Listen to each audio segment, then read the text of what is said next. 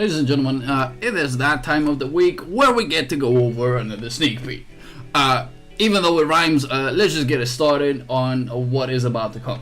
First and foremost, there will be a renewal of challenge raid content, and I think this is highly necessary. A new system, Raiders Pledge, will be added to the challenge raid content. When clearing the challenge raid content, you will be able to exchange the points you have obtained for rewards.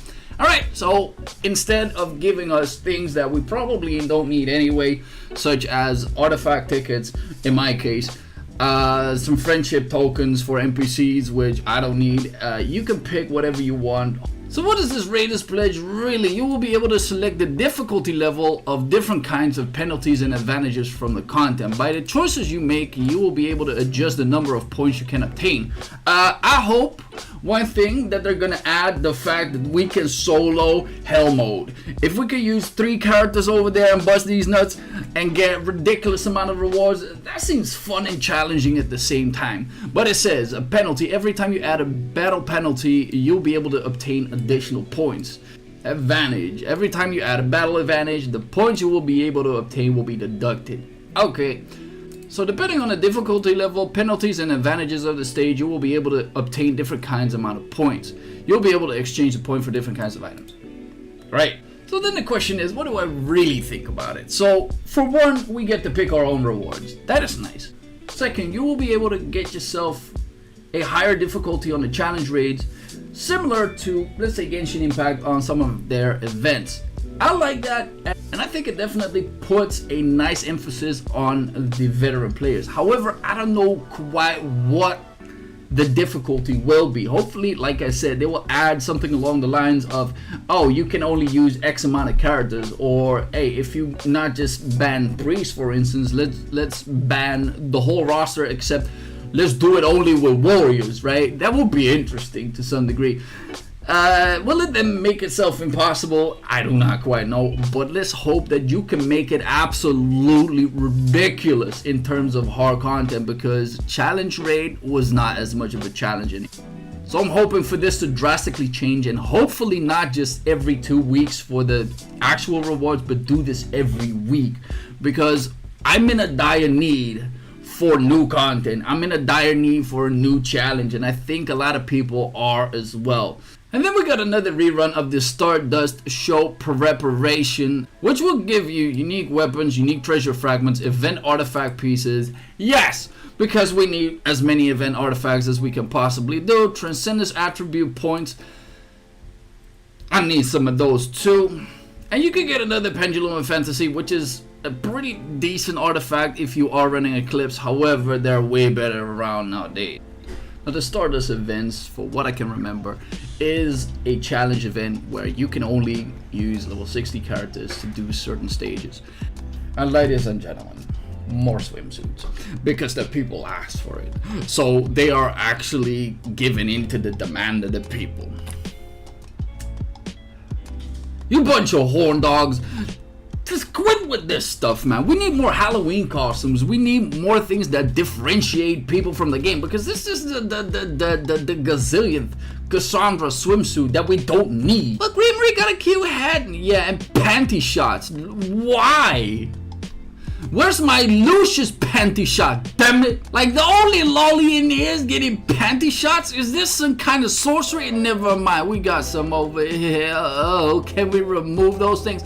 Yo, give us the option where we can tweak the hairs. Like, I don't care about the panties. Give me... I want to hit something. I'm getting mildly frustrated over here. And to top it all off, Isolde is the only one that you can make bald within... Why? It is just like her hair is as non-existent as our entire kit. She needs a buff, if anything. Wow, so here I am sitting in my chair thinking about positive criticism that I can give to Vespa on the sneak peek, on whatever they are doing with introducing the newer stuff. But I don't do that. Constructive criticism is ass, just as the policy that we are facing with. It is absolute garbage. Like, I'm not sure if you guys have seen it. 3 teasers, 3 characters, no gameplay. Why the hell would we need more characters if we already got over 100 of them? Where only a few of them get used anyway. So what the absolute... It makes no sense still. No new gameplay. Like the challenge rate itself, it seems all good and hell well, but it's probably gonna be another battle of ordeals. Yes, I'm gonna call it trash because it only gives you rewards. It's not challenging whatsoever for, well, maybe the newer players, but the veterans, they don't have to do jack for it. Okay, I'm gonna drop it straight away. How could they improve King's Raid 2? Very simple. The whole camera mechanic that we have in Big Shock, man, you can turn this around for World Boss. Meaning that, oh, you got a World Boss and you kind of have to shift your platform from point A to point B to then dodge its ultimate skill. Because if you get hit, you get murdered. And you can add all sorts of gimmicks to add buffs to certain kinds of teams. Which means, oh, if you go from platform A to platform B and stun it at that time, then you can gain more damage. This way, you can make it so that not only the meta teams are gonna be the best thing ever.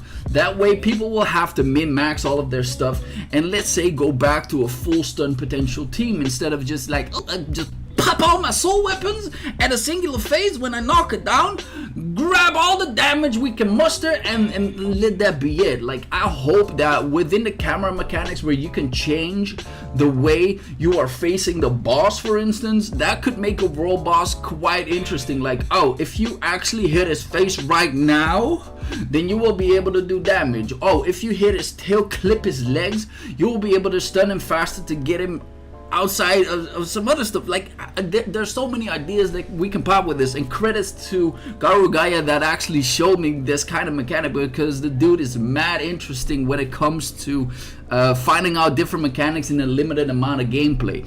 So if you guys want to have more of his ideas, let me know. I will bring him to one of the podcasts and we are going to talk about all of his ideas. But that is it for all of my frustration, and hopefully it reflects some of yours. So if you guys like this video, found it entertaining, and want to support the channel, make sure to like and sub, and make sure to drop a comment and let me know what you guys think about the current sneak peek. But for now, this was Twitty.